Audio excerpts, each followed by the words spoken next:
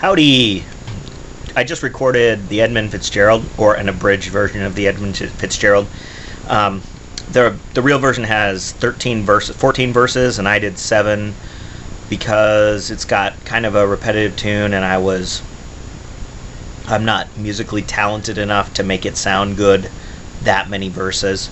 So anyway, I did a bridge version, and the truth is I kind of like this song, but I have never loved this song very much. But I did this song for a friend of mine. I have another YouTube channel actually, and this friend of mine from high school and I make videos back and forth to each other, and it's the kind of stuff that's not very interesting to anybody who doesn't know us. But he happens to be on Lake Superior this weekend with some friends, having a bromance weekend with his buddies, and he put up several videos of that. So I'm going to cut in some video footage of him on Lake Superior with this video, and you can think of this song as sort of an homage to his trip to Lake Superior, or you could think of it as foreshadowing. So Dan, that woman in purple who's walking away, she just kissed that woman in blue, that man in blue sitting there in the chair. I think he's dead. Could you imagine? You drive to Grand Marais up in Minnesota on Lake Superior. You park your husband in a chair, poison him, kill him, and then kiss him goodbye, and off you go.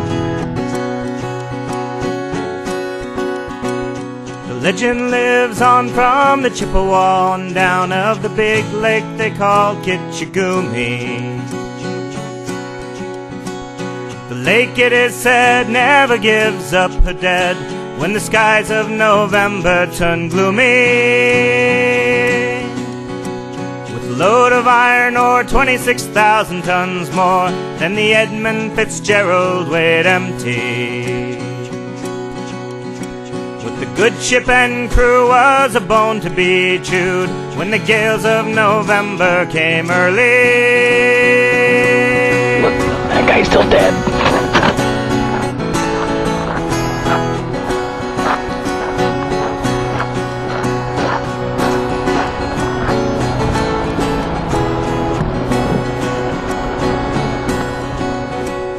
The wind in the wires made a tattletale sound as the wave broke over the railing,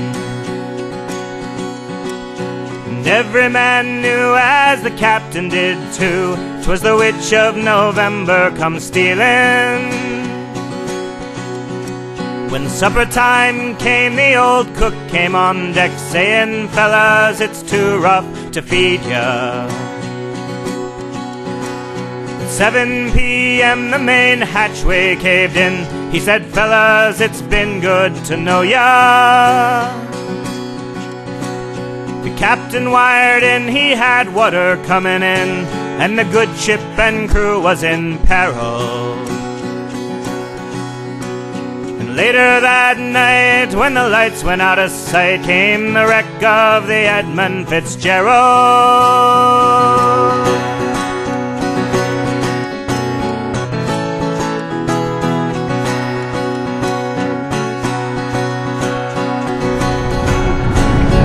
That water is seriously cold. That's got to be beneath closer to 55. Holy crap. They might have split up, or they might have capsized. They might have broke deep and took water. But all that remains are the faces and the names of the wives, the sons and the daughters. The legend lives on from the Chippewa and down of the big lake they call Kitchigumi. Superior, they say, never gives up her dead when the gales of November come early. You watching this at home? I don't recommend it. Dan, stay in Maui, man. This is terrible. Oh my gosh.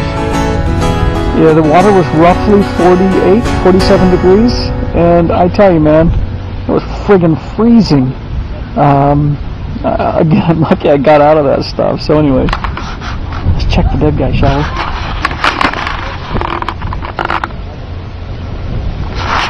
Still dead.